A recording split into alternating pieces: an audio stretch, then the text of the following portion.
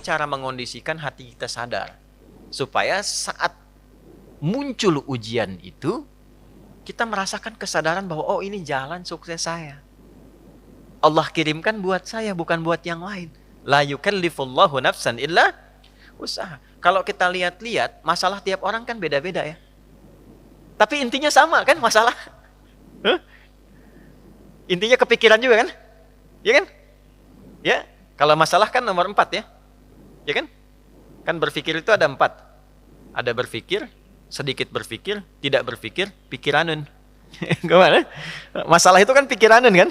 Yang dipikirkan kan? Ya, semuanya sama intinya berpikir. Di perusahaan yang besar, yang kecil berpikir. Ya. Yang sedang ujian berpikir.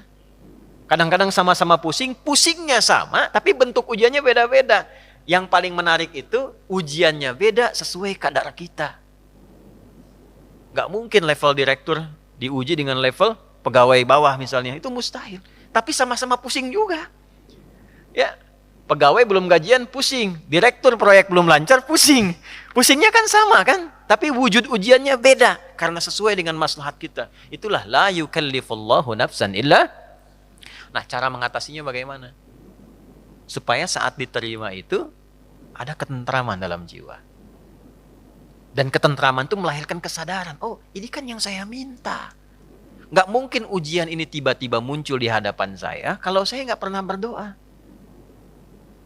Coba siapa yang pengen kaya pernah berdoa minta sukses? Terus Allah kasih jalannya. Nih lewatin dulu ini. Yang paling aneh kan begini, minta begitu dikabul marah. Kenapa harus saya ya Allah? Kan mana tadi doa gitu. Kan kamu yang minta tadi. Kenapa ketika dikasih bilang kenapa harus saya ya Allah? Ini kan aneh sebetulnya. Ya? Jelas ya? Nah, supaya menghadirkan suasana itu, solusinya apa? Itulah hadiah Isra Mi'raj. Makanya perjalanan Nabi sebelum Isra Mi'raj itu melalui persoalan-persoalan dulu. Supaya sadar hidup itu nggak ada yang lurus terus. Tidak ada yang nyaman terus. Ya, Nabi itu sebelum Isra Mi'raj itu apa peristiwanya? Diganggu di Mekah. Lalu berharap di Taif itu ada pelindung. Karena Taif itu, maaf, secara landscape itu apa ya? Gambaran kotanya itu lebih maju, ekonominya lebih maju, supaya diharapkan orangnya lebih berpendidikan. Jadi begitu datang ke situ disambutnya baik. Ternyata alih-alih baik, nyampe ke Taif, kalau di Mekah dilempar dengan kata-kata, dituduh, dicaci, dimaki. Ke Taif dilempar dengan batu. Nabi terluka, anak angkat beliau terluka juga Zaid. Istirahat, datang malaikat 2 turun. Ya Muhammad ya Rasulullah, kama qala, ya Rasulullah, mud yadaika ila sama, angkat tanganmu minta kepada Allah. Supaya kami ini diperkenankan mengangkat 2 bukit untuk menghimpit orang-orang yang telah melukaimu ini. Apa jawab Nabi? Perhatikan kalimatnya. La fa innahum qaumun la ya'lamun. Mohon jangan lakukan, karena mereka melakukan itu kepada aku karena belum tahu saja tentang aku. Bukan karena benci.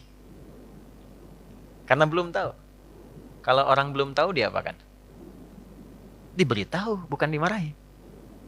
Bukan dicaci. Jadi boleh jadi ada yang mencela itu karena belum tahu. Nah, kalau kita tidak merasa harus dicela, ya, dan tidak merasa celaan itu ada pada diri kita, kenapa mesti marah? Jelas ya? Maka apa yang terjadi? Perhatikan doanya. Aw kama qala ilahi ila man taqiluni a ila qaribin yu'dhini am ila ba'idin yu'limuni fa ana radin ma lam taghdab alayya wala haula wala quwwata illa billah. Ya Allah, setelah aku bertugas di sini dan dilempari oleh orang-orang di sini, kemana lagi engkau akan perjalankan aku setelah ini? Apakah tempatnya masih dekat dan aku akan dilempari lagi? Ataukah tempatnya jauh dari sini dan aku akan disakiti lagi? Aku ridha dengan itu ya Allah, selama itu perintahmu sepanjang engkau tidak marah kepadaku. Itu poinnya. Tolong garis bawah ini. Sepanjang engkau tidak marah kepadaku. Apapun yang kau perintahkan, aku kerjakan. Apakah tempatnya masih dekat atau jauh dan aku akan disakiti lagi? Dari situlah turun undangan Isra dan Mi'raj. Ternyata bukan cuma di bumi, diperjalankan langsung sampai dengan ke langit. Subhanalladzi asra bi'abdihi lailam minal masjidil haram ilal masjidil aqsa alladzi barakna haulah linuriyahu min ayatina innahu huwas samiul basir. Turunlah peristiwa Isra Mi'raj. Undangan itu turun. Asalnya dari situ. Jadi ketika kita itu sadar bahwa semua apa yang kita alami ini ujian dari Allah untuk membantu kita meningkatkan kualitas hidup, mengabulkan doa kita, disitulah anugerah akan turun. Tapi kalau kita banyak mengeluh, capek. Ya, ini saya kasih gambaran gini. Ibu tahu cacing nggak? Cacing tahu ya? Mas tahu cacing ya? Pak, cacing itu kalau saya punya wajan tuh buat gorengan, panasin. Cacingnya dikesituin tuh. Ya. Kalau belum panas kan dia diam ya. Kalau udah dipanasin dia ngapain? Rungkel-rungkel tuh. Orang Banten rungkel-rungkel. Ya. Ngapain cacingnya? Hah? Gerak-gerak gitu kan? Gede. Kenapa? Kenapa? Panas. Bukan. Bukan. Bukan karena kepanasan. Karena cacing tidak bisa mengeluh. Aduh, panas. Aduh. Enggak. Dia bergerak mencari solusi. Ya. Ya kan? Hah? Pernah nggak dengar cacing? Aduh, nggak pernah kan? Kenapa harus saya? Kenapa? Nggak pernah begitu. Kejamnya, oh, nggak pernah. Ya. Yang dicari solusi. Nah, cacing dihisab tidak? Tidak. Kita dihisab tidak? Cacing tidak dihisab, tapi menjadi umpan untuk makanan kita. Kita yang sering ngumpanin cacing, tapi nggak belajar dari cacing tuh. Kenapa harus selalu ada keluhan? Yo, cicak. Cicak makanannya apa? Nyamuk. Cicak bisa terbang nggak? Nyamuk bisa terbang. Di mana logikanya hewan yang tidak bisa terbang, makanannya terbang? Tuh. Tuh kalau nyamuknya pintar, dia punya akal. Ya, jadi mainan cicak tuh. Cicak, gitu kan? Ya, tapi lihat kuasa Allah tuh. Orang tua kita cuma ngajarin sedikit, cicak diam-diam datang seekor. Kok datang seekor nyamuk? Bukan cicak mendatangi nyamuk, nyamuknya datang. Siapa yang mendatangkan nyamuk ke cicak itu? Apa pernah cicak mengeluh? Tidak mengeluh. Nah, itu binatang. Nah, yang mau saya katakan, mengembalikan suasana itu, Nabi sudah mengajarkan dari peristiwa Isra Mi'raj. Tidak ada orang bebas dari ujian. Tapi kalau kita menyadari semua datang dari Allah untuk membuat kita lebih berkualitas, satu, dan mengabulkan sesungguhnya apa yang kita mohonkan dalam doa, maka turunlah kemudian kenyamanan. Kalau Nabi karena Nabi Rasul, mukjizatnya Isra Mi'raj, naik buruk, kita nggak mungkin naik buruk. Odong-odong banyak. Delman banyak, tapi naik buruk mustahil. Ya, karena peristiwanya tidak mungkin berulang, maka hadiahnya diabadikan, itulah sholat. Itulah sebabnya panggilan sholat itu bersanding dengan hajat. Karena itu sholat disebut dengan hajat. Kebutuhan. Wasta'inu bisabri was sholat. Kalau punya masalah, terima dulu dengan sabar. Dan lakukan sholat. Nah, jadi asalnya sholat itu diperintahkan oleh Allah lewat Rasulullah untuk menyelesaikan semua masalah kehidupan kita. Makanya dulu orang-orang yang punya hajat, punya masalah, itu melakukan sholat. Nabi Zakaria punya masalah. Diuji dengan keturunan. Rambutnya sudah memutih, fisiknya sudah letih. Maaf, istrinya divonis monopos dan mandul. Secara medis gak mungkin punya keturunan. Maka apa yang diperintahkan oleh Allah? Diilhamkan sholat. Di Quran surah 3, ayat 38-39. Ya. Hunalika da'a Zakaria rabbah qala rabbi habli min ladunka dzurriyyatan thayyibah innaka sami'ud du'a fanadathul malaikatu wa huwa qa'imun yusalli fil mihrab annallaha yubashshiruka bi Yahya.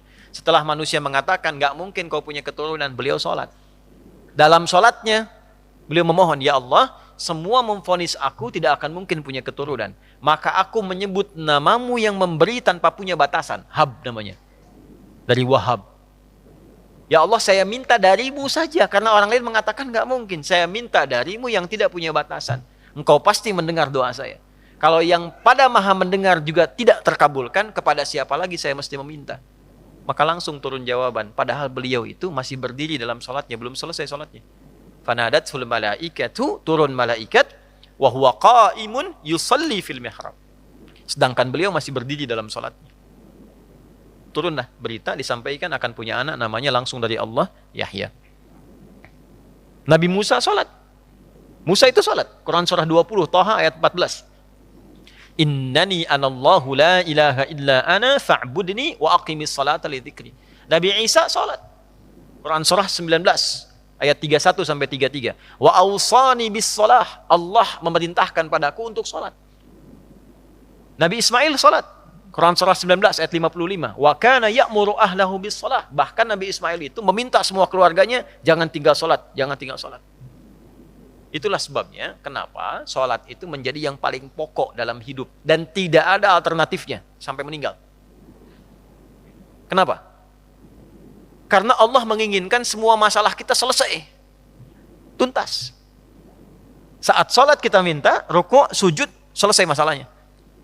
Zakat itu wajib kalau ada kewajibannya berlaku.